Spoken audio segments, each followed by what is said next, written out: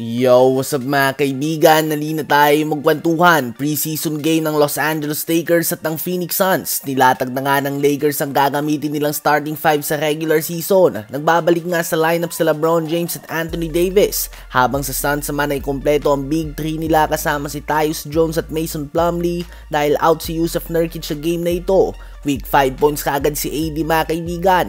Pumukul nga siya sa 3 points. Isang bagay na hindi natin madalas makita last season. Parehong mainit si D'Lo at Austin Reeves para sa Lakers to start the game. May showtime play din nga ito kay Max Christie. Subalit interesting na ginawa ni JJ Redick dito ay pinagsabay niya nga kaagad si AD at Jackson Hayes sa first quarter. Nagtala din sila ng 12 assists sa 15 field goals sila sa unang quarter.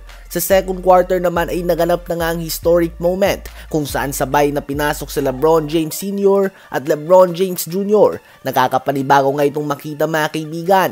Bigong makapunto si Bronny habang magkasama sila ng LeBron sa loob ng court. Subalit ang kanyang tatay nga ay nakagawa ng multiple baskets.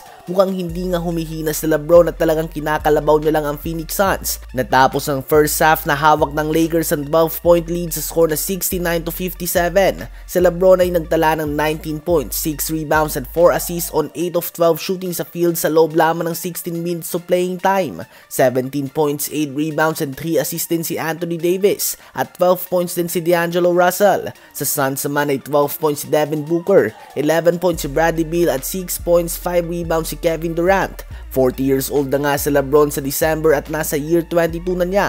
Subalit nagpapakita pa din nga ito ng napakatinding performance. Sa second half naman ay hindi na nga naglaro si LeBron James, Anthony Davis, Kevin Durant, Bradley Beal at Devin Booker. Habang pinasok naman sa Lakers ang tulad nila Jalen Hood-Schifino at Cam Reddish na agad din naman na gumawa ng impact, ngunit nangindikit na nga ang game. Sa fourth quarter naman mga kaibigan ay hindi na nga naglaro ang mga starters ng both teams at second and third stringers na lamang nasa loob ng court. At ang both teams nga ay walang gaanong pakialam sa resulta ng game na ito dahil preseason pa lang naman ito mga kaibigan. Ngayon ay tumungo naman tayo sa preseason game ng Milwaukee Bucks at ng Detroit Pistons. Hindi naglaro ang two-time MVP Giannis Antetokounmpo at kanyang kakampi Chris Middleton para sa Bucks sa game na ito. Subalit halimaw na simula ang pinakita nila, 24-6 ang score matapos lamang 5 minuto. Perfect 3 of 3 sa 3 points si Damian Lillard at may 8 points na din si Brook Lopez. Natapos ang first quarter na may 14 points sa si Lillard at quick 8 points din mula kay Bobby Portis mula sa kanilang bench. Ngunit bagyang lumiit nga ang kanilang lamang. Ngunit nang maupo nga si Damian Lillard at ang iba pang starters ay dito na nga nagsimula ang comeback ng Pistons hanggang sa tuluyan nga nabaliktad ang game na ito at natambakan nila ang Milwaukee Bucks sa score na 120-87. Nanguna dito on 22 points si Jaden Ivey on 6 of 8 shooting sa field at 9 points, 9 rebounds si Jalen Duren.